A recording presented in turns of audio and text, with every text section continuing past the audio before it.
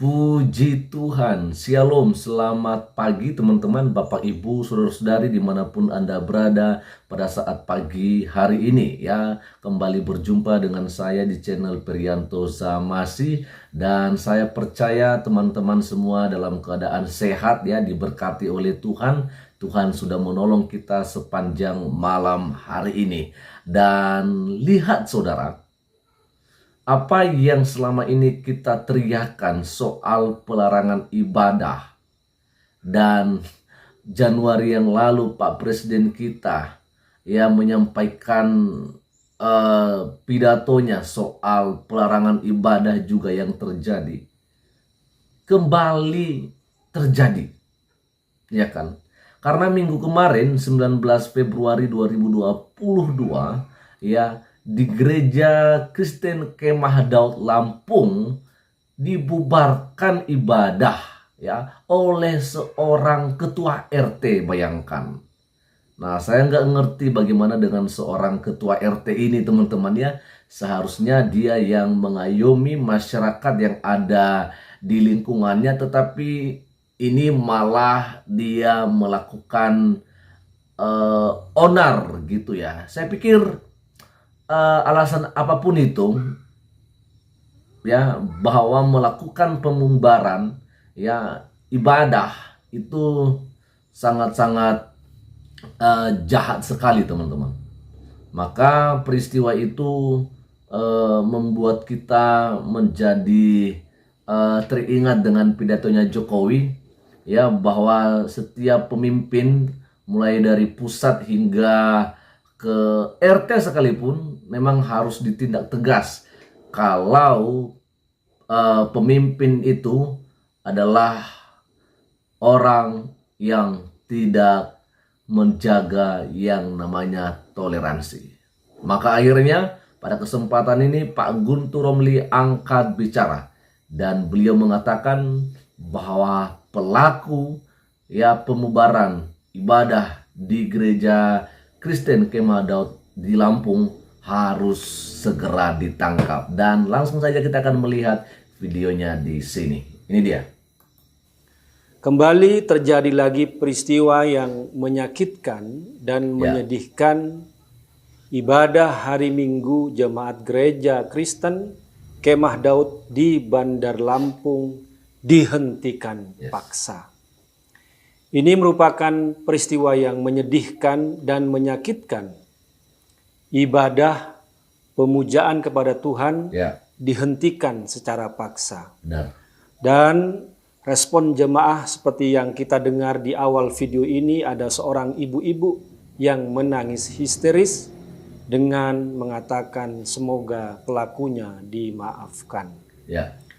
Bagi saya sendiri sebagai seorang muslim, mencoba membayangkan bagaimana kalau ibadah hari Jumat, sholat Jumat. Karena ibadah hari Minggu itu setara dengan ibadah hari Jumat, Jumatan. Bagaimana kalau waktu khutbah, khotibnya tiba-tiba dihentikan, atau waktu sholat Jumat sedang ruku atau sujud tiba-tiba sholat dihentikan secara paksa. Coba kita bayangkan betapa menyedihkan dan menyakitkan peristiwa hal ini. Dan ini terjadi lagi setelah Pak Jokowi sudah menegaskan bahwa konstitusi kita tidak boleh kalah dengan kesepakatan. Bahwa konstitusi kita pasal 29 ayat 2 sudah menegaskan kemerdekaan beribadah, memeluk agama dan menjalankan ibadah. Itu sudah jelas dalam konstitusi kita.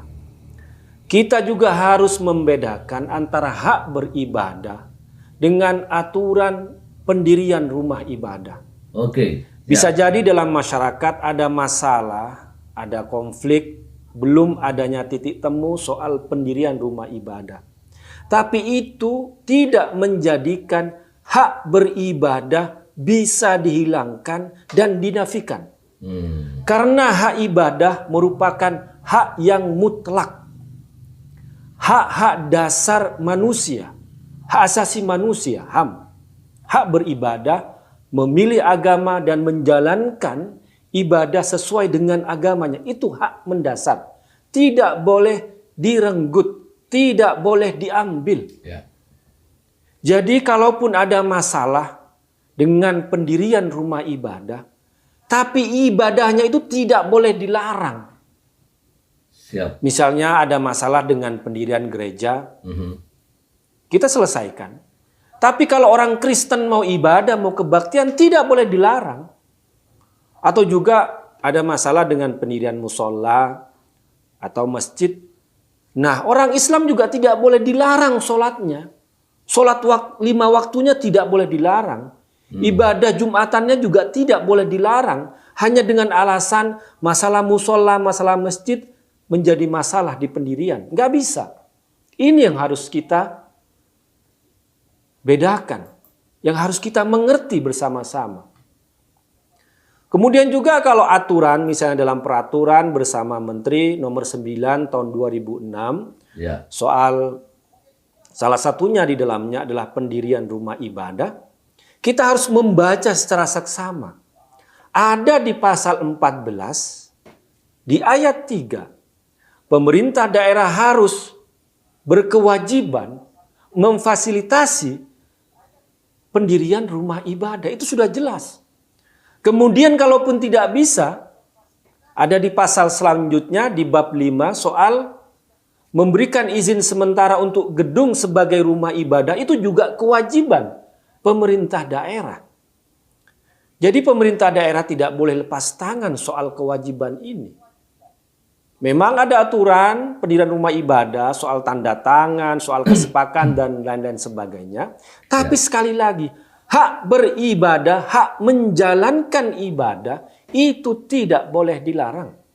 Oke, saya potong dulu teman-temannya. Jadi sangat jelas di sini teman-temannya. Ini sangat mudah untuk dimengerti apa yang disampaikan oleh Pak Guntur Romli di sini, bahwa harus kita membedakan ya soal mendirikan rumah ibadah dengan bagaimana ketika melakukan ibadah gitu ya. Jadi artinya bahwa memang dengan adanya SKB 2 Menteri itu ada syarat-syarat untuk mendirikan rumah ibadah. Ya, di mana sekali lagi saya jelaskan di sini harus ada 90 orang yang dewasa, ya. Lalu kemudian harus ada 60 tanda tangan dari masyarakat yang ada di sekitar itu. Artinya di lingkungan itu gitu loh. Nah, sedangkan kalau misalnya masalah ibadah itu tidak boleh diganggu.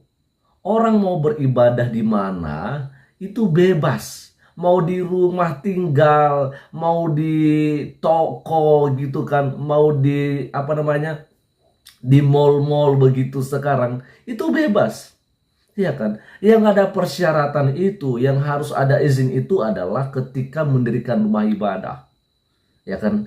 Jadi kita harus lihat ini dulu teman-teman ya, karena memang kita melihat selama ini itu kayak bebas aja gitu orang-orang ini melakukan pemubaran ibadah-ibadah begitu.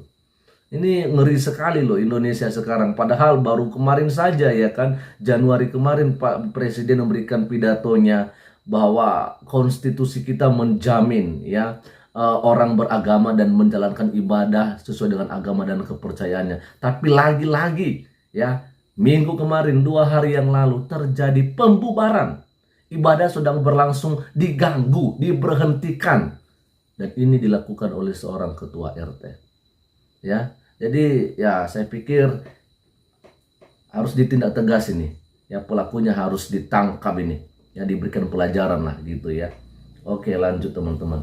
Dan dalam peraturan tersebut juga pemerintah daerah berkewajiban memfasilitasi pendirian rumah ibadah dan kalau tidak bisa menyediakan gedung sebagai rumah ibadah. Itu sudah jelas ya, dalam peraturan bersama Menteri nomor 9 tahun 2006. Kenapa kok dilanggar?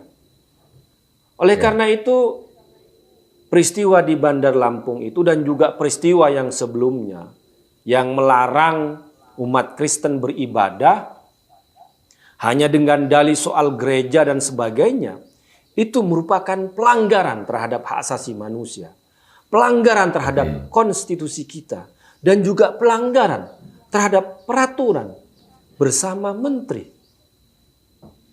Dan kita saksikan ada orang di Bandar Lampung itu yang memakai kaos biru dan memakai topi, yang katanya dia adalah ketua RT 12 di komplek tersebut, namanya Wawan. Dan saya minta kepada kepolisian untuk menangkap dia. Karena dia telah melakukan provokasi. Karena dia telah melakukan kekerasan dengan menghentikan paksa ibadah. Apalagi suasana ibadah masih berlangsung. Kemudian juga komentar dari teman saya yang Kristen, itu altar itu tidak boleh dimasuki.